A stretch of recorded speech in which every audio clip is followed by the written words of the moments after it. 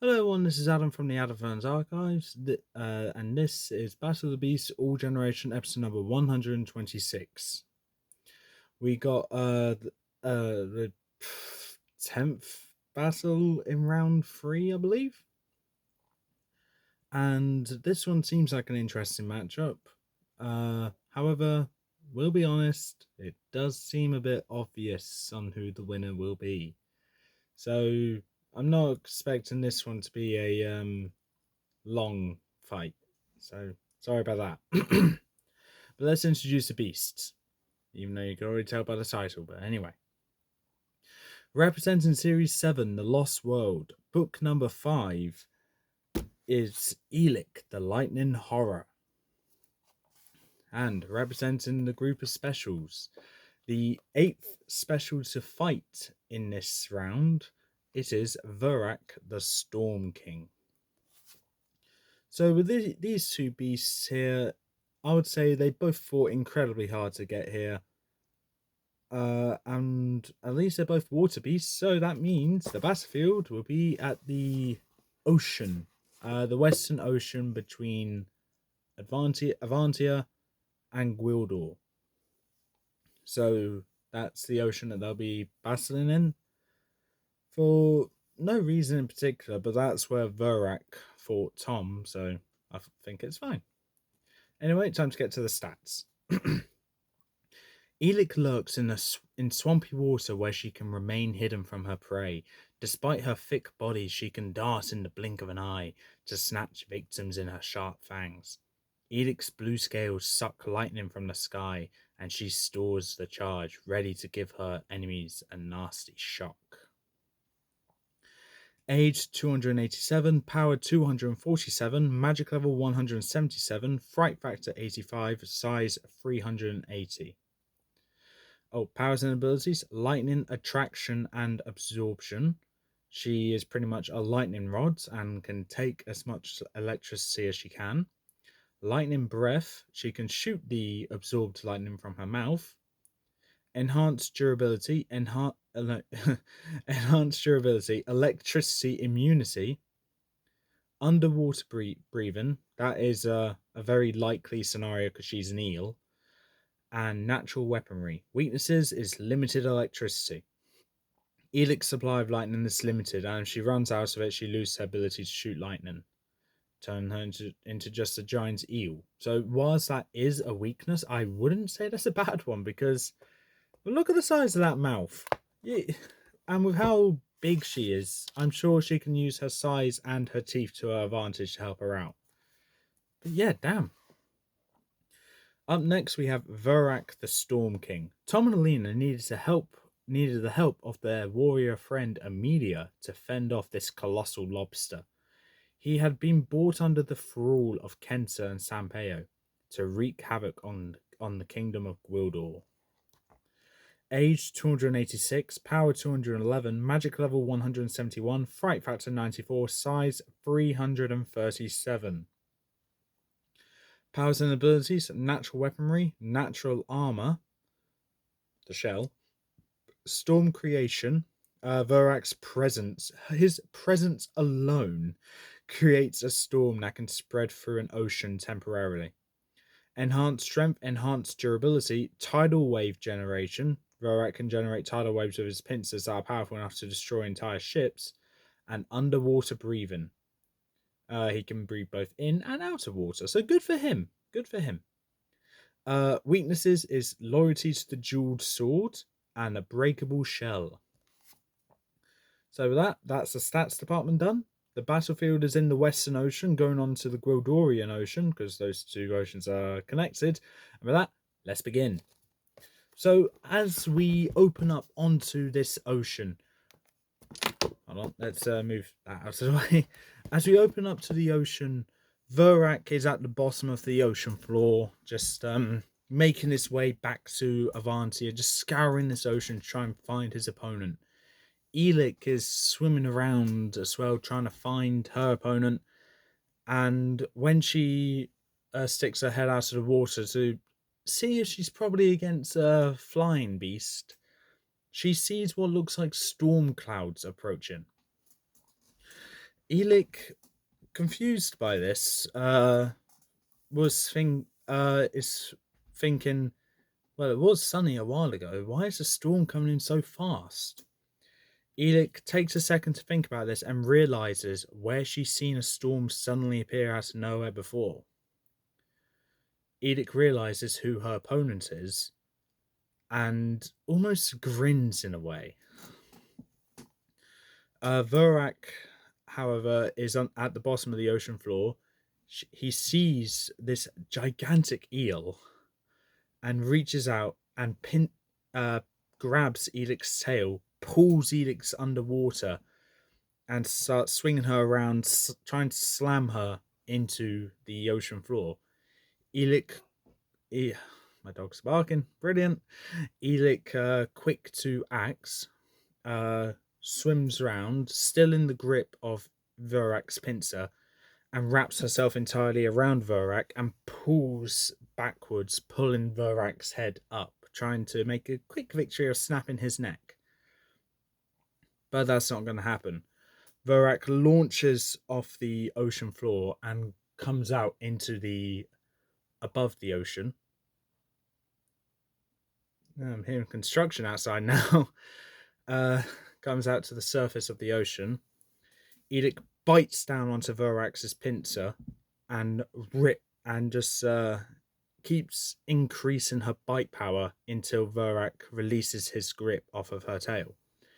Ellik quickly gets away and then wraps herself entirely around Verak to bind him to her. Bind Verak to Ellik. Verak is unable to attack because his pincers and mouth can't reach any of Ellik because Ellik was smart about that. Seeing the storm that's now heavily raining above them, with a heavy storm that's been seen in Verak, that's Verak can bring, we know that thunder is not far away, and with thunder, there's lightning. Ellik looks up to the sky and hears the rumbling of thunder, and knows lightning isn't too far, is yet to come. And suddenly, a strike of lightning appears. What looks like is quite a distance away from Ellik. It seems like the lightning has been drawn towards Ellik, and it strikes Ellik. Ellik roars with the power of the electricity flowing through her veins. And whilst the electricity is cackling all around her, the sparks of it are hitting Verak and mildly electrocuting him. As the thunder keeps rumbling, the lightning keeps coming. I'm surprised that rhymed. I know lightning comes first, then thunder, but still, damn, that was a great rhyme. I need to be honest there. More lightning keeps striking Ellik as she feels the power flowing through her veins. Ellik then releases her grip off Verak, gets to a rather safe distance, roars into the heart of the storm, or the clouds, shoots lightning into there, and as the lightning hits the cloud, the lightning just scatters around the clouds, almost like a roof of lightning appears throughout the entirety of those storm clouds. The people of Gwildor and Avantia are seeing this and are just thinking something is happening over there. But they don't know what because it's too far away. They don't know. They just see the lightning. What that roof does, it just generates more lightning, which comes back down tenfold onto Ellik.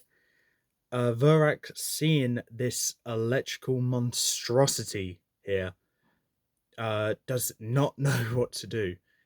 When Ellik absorbed all the electricity, she snaps her neck towards Verak and just instantly builds up a bunch of electricity and shoots it directly at Verak. Verak lifts up his pincer to protect his face, and the lightning strikes Verak's shell, which instantly electrocutes Verak quite harshly with a high voltage of electricity.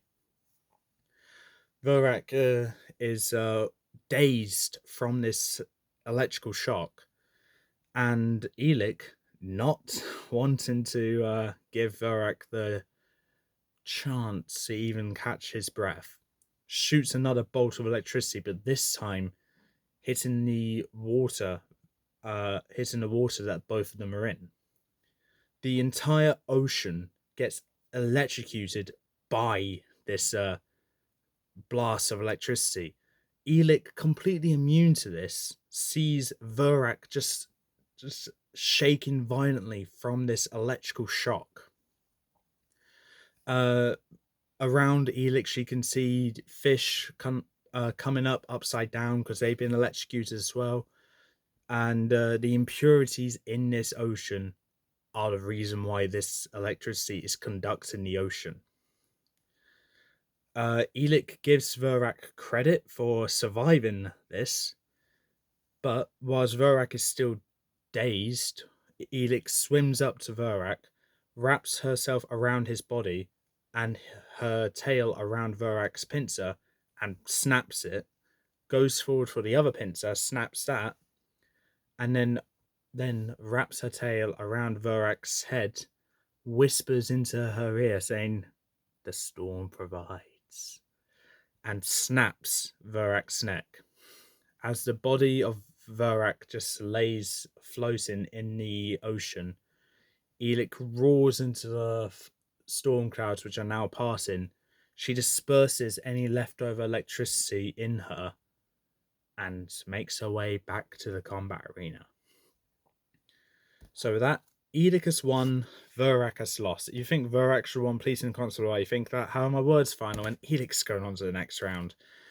I do not see a way in which this lobster that brings a storm wherever he goes, is gonna beat an eel, which in other words is a lightning rod. I think this was probably one of the most unfair matchups there is, but I think highly of Ellik and mediocrely about Verak, and I think having a battle where it's an obvious winner, I could have fun with this. So I did. I did some research as well, and the scientific accuracies are not 100%, but what is 100% is that the ocean does conduct electricity. And what I mean by that is that any impurities in water is what makes it conduct electricity. So the impurities can be the salt in the ocean, the other fish in the ocean, the seaweed, any form of life in the ocean is a conductor of electricity. And you're probably thinking, okay, what if Ellik fights a beast in freshwater?